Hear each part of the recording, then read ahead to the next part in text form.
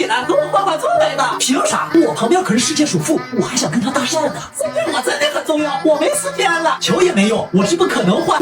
我买你这个座位，可我第一次坐飞机碰到名人。二算，我所有的驾照就这么多了，这么多，这个座位是你的了。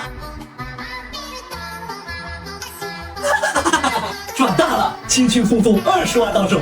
昨天世界首富在飞机上认了一个干儿子，要继承他8000亿的资产。哎，这不是昨天和我换座位的那个人吗？这8000亿原本应该是我的，如果能穿越回去就好了，哪怕用70年寿命换，我也愿意呀。我真穿越了，哎，怎么穿越成他了？算了，不管了。哎，哥们儿，哈哈，今天干一票大的，了了。小同学，你书包忘拿上了。我钱没了。有小偷！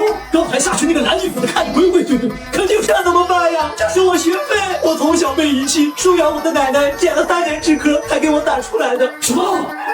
啥？被偷的是读书钱？小偷刚下车，应该能追得上。各位有没有着急的？不急，先忙孩子的事儿。不急不急，再急也没有孩子的读书钱急。哎呀，别说了，赶紧掉头追吧。坐稳了。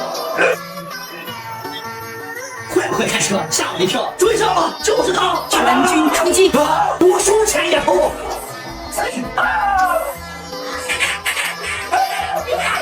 下手真狠啊！偷个票子也不至于这么用力吧？他偷我奶奶剪纸壳给我奶奶学费，受苦了！